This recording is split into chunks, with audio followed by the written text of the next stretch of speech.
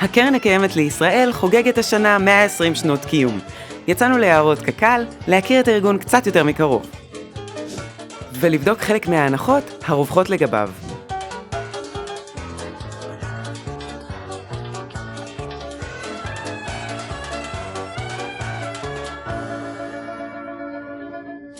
סליחה, אבל מה יותר לגיטימי מלקנות קרקע בכסף?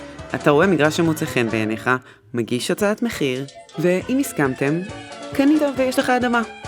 רק שזה לא בדיוק היה ככה. קודם כל, בארץ ישראל של אותם ימים, לא כל כך היו אדמות פנויות למחירה. רגילים אנו להאמין בחול, כי ארץ ישראל היא עתה כמעט כולה שוממה, מדבר לא זרוע, וכל הרוצה לקנות בקרקעות יבוא ויקנה כחפץ ליבו. אבל באמת, אין הדבר כן. בכל הארץ קשה למצוא שדות זרע אשר לא יזרעו, רק שדות חול או הרי אבן שאינם ראויים אלא לנטיות. כלומר, בכל מקום שבו הייתה קרקע מתאימה לחקלאות וליישוב, היו כבר מי שאיבדו את הקרקע, לעתים במשך כמה דורות. רגע, אז למה הקרקע לא הייתה על שמם בטאבו? טוב, אז כדי להבין את זה צריך להתעמק במבנה הכלכלי-חברתי של האימפריה העות'מאנית, ששלטה אז באזור. באותה תקופה, הקרקעות נחשבו בבעלותם של עשירים מקומיים שנקראו אפנדים, בטורקית אדון או גברת. האפנדים ייצגו את הקהילה בפני השלטונות הטורקיים, וקיבלו מיסים מהאיכרים שחיו על האדמה ואיבדו אותה. העברה של קרקעות מיד ליד, אם התבצעה, תמיד כללה גם את התושבים, ומסיבות ברורות. הם אלה שהניבו את הרווח הגבוה ביותר על האדמה. הפעילות של קק"ל ושל חברות נוספות בזמנה, כמו איקה ופיקה, הייתה חסרת תקדים, בכך שהמטרה שלהן הייתה לקבל את הקרקעות ללא התושבים. אבל קרקעות לא מיושבות כמעט ולא היו בנמצא. אז מה עושים? אם לא נרצה לרמות את עצמנו במוסכם, הלא נודה שהשלחנו אנשים מסכנים מכינם הדל ושברנו את מטה לחמם. אנא יפנה המודח שאין לו אלא מעט כסף. עוד היום תצלצל באוזני הקינה שנסעו ערביות ביום שעזבו משפחותיהן את הכפר ג'אוני, הוא ראש פינה, ללכת ולהתיישב בחורן אשר מעבר לירדן מזרחה. הגברים רכבו על החמורים, והנשים הלכו אחריהם הלוך ומרר בבכי, וימלא העמק קינתם. לרגעים עמדו ונשקו את האבנים ואת האפר. במשך 25 השנים של עבודתי הקולוניזטורית, נשאלתי הרבה ערבים מעל אדמתם, ואתם מבינים כי עבודה זו, לנשל מעל האדמה אנשים שהם ואולי גם אבותיהם נולדו עליה, איננה כלל וכלל מן הדברים הקלים, ובייחוד כשאין המנשל מביט על המנושלים כעל עדר של צאן, אלא כעל אנשים בעלי לב ונפש. המקום שהוקצה למגורנו נמצא בזיכרון העתיקה, במקום שהיה סמרין. הכפר סמרין, כפי שסיפרו, היה מיושב קודם פלאחים, חרטים, אריסים, והאדמה כולה הייתה שייכת לאיזה אפנדי. כאשר מכר את האדמה לא נשאר להם להריסים כלום, אלא לעזוב את המקום ולהתפרנס מגנבה ומשוד. חובה עלינו לבחון היטב את השאלה אם העברה אפשרית, אם היא נחוצה, אם היא מוסרית ואם יש בה תועלת. אין אנו רוצים לנשל. העברת אוכלוסין הייתה קיימת גם עד עתה בעמק, בשרון ובמקומות אחרים. ידועה לכן פעולת הקק"ל בנידון. עתה תצטרך העברה לעשות בהיקף אחר לגמרי. בחלקים רבים של הארץ לא תהיה אפשרית התיישבות יהודית, אלא על ידי העברת הפלאחים הערבים. אינני מאמין בעברה של בודד. אני מאמין בעברה של כפרים שלמים.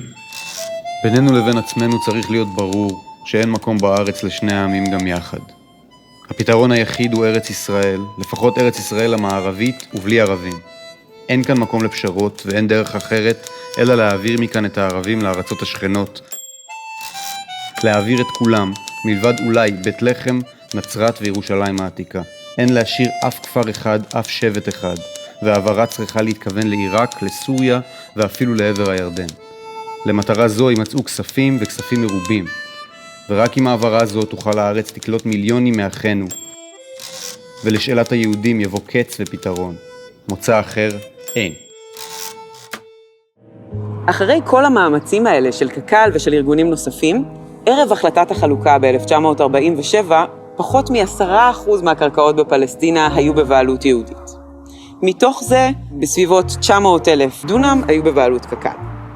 בשנת 1950 כבר היו בבעלות קק"ל לבדה כמעט 3.5 מיליון דונם של שטחים, כלומר בערך פי 4.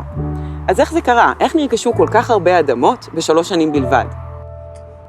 מסתבר שרוב האדמות שנמצאות כיום בידי הקרן הקיימת לישראל, נרכשו ממדינת ישראל. כלומר, אחרי שהם נכבשו בכוח במלחמת העצמאות. זה לא ההפך? כי כאילו המטרה של קק"ל הייתה לרכוש קרקעות כדי שהם יהפכו לחלק לגיטימי ממדינת ישראל. אז מה יש עכשיו למדינת ישראל למכור קרקעות לקק"ל? גם את יוסף וייץ, מנהל מחלקת הקרקעות של קק"ל, זה בלבל. והוא התנגד לעסקאות בטענה שרכישת קרקע הנמצאת ממילא ברשות המדינה מיותרת. מי שקידמו את רכישת הקרקעות בתקופה ההיא היו יושבי הראש של הארגון, אברהם גרנות ואברהם הרצפלד. וההסבר שלהם? העברת הבעלות על הקרקעות מהמדינה שאמורה להבטיח שוויון אזרחי לקרן הקיימת, שהיא גוף פרטי למען יהודים בלבד, תבטיח שהקרקעות האלה ישמשו אך ורק את היהודים, ולא את יתר אזרחי המדינה. עד היום קרקעות בבעלות קק"ל משווקות ליהודים בלבד, ולמרות פסק דין של בג"ץ מ-2005, שקובע כי זו אפליה לא חוקית, אזרחים ערבים שקונים דירה שנבנתה על אדמות קק"ל עדיין התקשו לרשום אותה על שמם בטאבו. אבל לפחות בהקשר הסביבתי, אי אפשר שלא לפרגן לקק"ל. אין עוד ארגון שתרם כל כך הרבה לנטיעות עצים ולקמפיינים לשמירה על הסביבה. אז באמת, על אף שהמטרה העיקרית של קק"ל הייתה ועודנה קידום התיישבות ליהודים בלבד, הקרן מוכרת בציבור היום בעיקר בזכות הפעילות הסביבתית שלה. ייבוש החולה, יצירת אגם מלאכותי בעמק החולה, נטיעת עצים, כריתת עצים. יש כיום הסכמה רחבה של יערנים, מדענים וארגונים סביבתיים, שפעילות קק"ל לאורך השנים דווקא מזיקה לסביבה, ולא מועילה לה. למשל, ייבוש החולה מוכר היום בתור אחד האסונות האקולוגיים החמורים שהתרחשו בישראל. זה היה מבצע הנדסי מורכב בשנות ה-50, שבמהלכו יובשו אגם החולה והביצות סביבו על ידי קק"ל, בשטח של כ-62,000 דונם, לצורך הגדלת שטח הקרקע הזמין לעיבוד חקלאי. עוד לפני תחילת המבצע טענו מומחים שהקרקע שתחשף לא תתאים לחקלאות, אבל קק"ל החליטה להוציא אותו לפועל בכל זאת. בגלל הייבוש עבד מאגר מים מתוקים חשוב והצטמצמו מאוד בתי הגידול הייחודיים לאגם ולביצות. אוכלוסיות צמחים ובעלי חיים נדירים התמעטו, וכמה מינים שזה היה מקום תפוצתם היחיד בארץ ניחדו מכאן לחלוטין. למשל, העוף הדורס איתם לבן הזנב. בנוסף ניחדו מן העולם לחלוטין כמה מיני דגים ייחודיים לאזור, כמו לבנון החולה. בנוסף, ייבוש האגם והביצות ערער את המאזן האקולוגי המקומי ופגע באיכות מי הכנרת. בשנות ה-90, לאחר ההכרה בנזק העצום, קק"ל יצרה אגמון מלאכותי במרכז עמק החולה, ששיקם במקצת את המגוון האקולוגי באזור. החל משנת 2020, קק"ל גובה דמי כניסה לאגמון, וכך נסגר מעגל שבו שטח טבעי ומיוחד ששייך לכל תושבי האזור, הוחרב, שוקם חלקית, וכעת לא ניתן להיכנס אליו ללא תשלום. אבל מפעל הדגל של קק"ל הוא כמובן נטיעת היערות באזורים שונים בארץ. מפעל שיש לו 2 מטרות מוצהרות שנשמעות קצת סותרות. הפרחת השממה והפגנת הריבונות הישראלית בשטחים שנכבשו מ-48 ועד היום. אוקיי, שנייה. למה צריך להפגין ריבונות במקום שומם? ואיך דווקא עצים מפגינים ריבונות? קודם כל, בפן הסביבתי, אין מחלוקת שהשטחים שבהם נטעה קק"ל יערות לא היו שוממים, אלא הכילו צמחייה טבעית ייחודית לכל אזור, והתקיימו בהם סוגים שונים של חקלאות מקומית. העצים שקק"ל בחרה לטעת, אקליפטוסים ואורנים, הם עצים חזקים שמתבססים במהירות בקרקע, הורגים את החורש הטבעי שמסביבם, ויוצרים את מה שמכונה יערות מדבריים, שבין העצים שלהם אפשר למצוא רק אבנים ומחטי אורן. רוב היערות בארץ נמצאים כיום במצב הזה, על חשבון המגוון המיוחד של צמחים ובעלי חיים שאופייני לחורש הטבעי במזרח התיכון. ומבחינת הפגנת ריבונות, תשובה אפשר למצוא בדבריה של מיכל קטורזה, האחראית על השילוט בחורשות קק"ל. חלק גדול מהפארקים של הקרן הקיימת נמצאים על אדמות שבהן היו בעבר כפרים ערביים, והיערות הם כדי להסוות את העניין. זה לא במקרה. יוסף וייץ, אותו מנהל קרקעות מיתולוגי, היה ממקדמיה הבולטים של תוכנית הטרנספר לתושביה הערבים של הארץ, עוד בשנות ה-40 וה-50 של המאה ה-20. הוא הפעיל לחץ על בן גוריון להטיל על קק"ל לטפל באזורים שנכבשו בקרבות תש"ח, ולמנוע מפליטים לחזור לביתם, בין היתר באמצעות נטיעת יערות. כלומר, הפגנת ריבונות היא למעשה מניעה מתושבי הארץ לחזור לבתים ולאדמות שבבעלותם. טוב, אבל כל זה היה בקום המדינה. קק"ל כבר מזמן לא מתנהלת ככה. לצערנו, קק"ל ממשיכה במדיניות של נטיעת יערות על אדמות ובתים של פלסטינים, משני צידי הקו הירוק, מ-48 ועד היום. פארק קנדה, שבו אנחנו נמצאות כרגע, הוקם על ידי קק"ל ב-1973 על חורבותיהם של הכפרים אימואס, בית נובה ויאלו, שתושביהם גורשו במלחמת ששת הימים ולא הורשו לחזור מאז.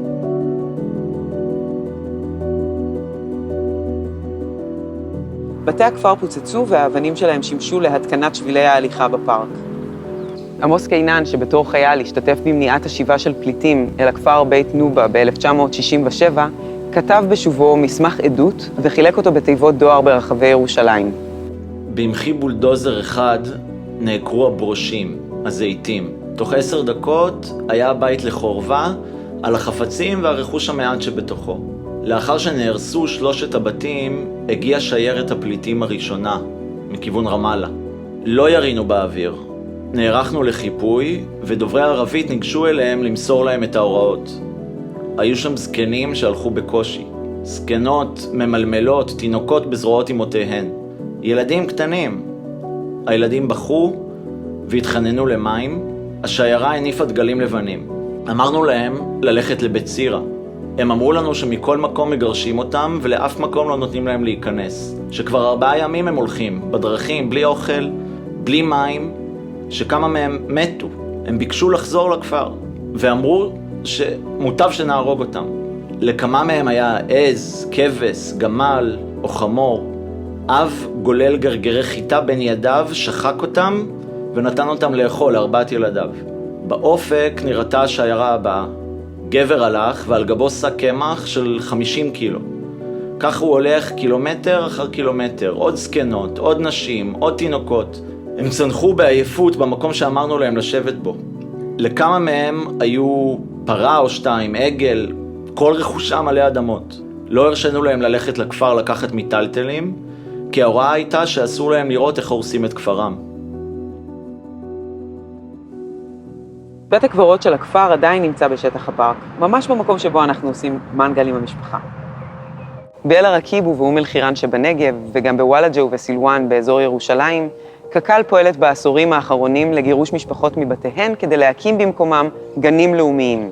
ביניהם יער הטלוויזיה של אלוהים, שנתרם על ידי ערוץ טלוויזיה נוצרי אוונגליסטי אמריקאי בשם God TV.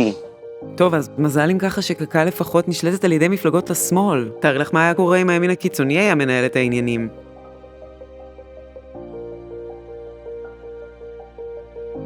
כותרות מהתקופה האחרונה מנסות להזהיר אותנו מהתרחיש הזה בדיוק. הימין השיג שליטה בקק"ל והפך את רכישת הקרקעות בגדה המערבית למדיניות.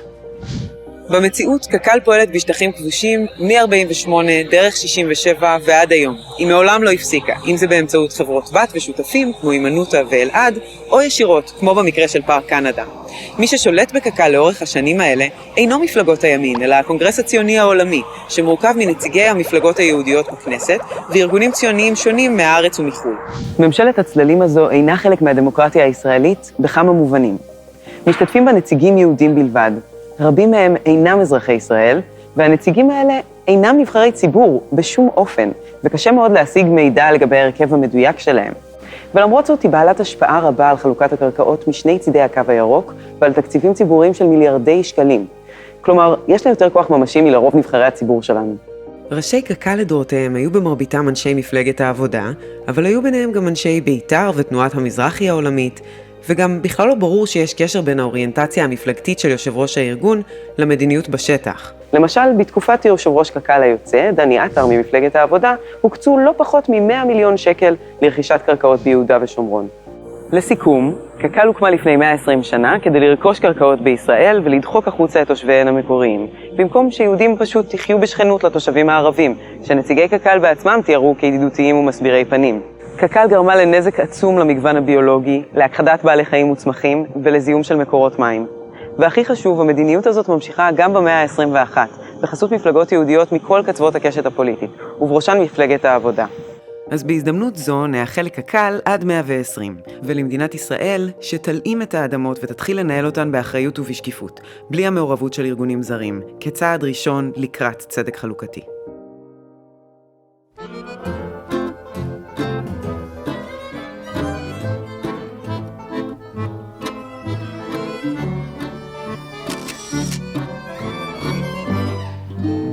כשזה יקרה, ניפגש ניפגש על החוף, ניפגש על החוף, כשיגיע הסוף,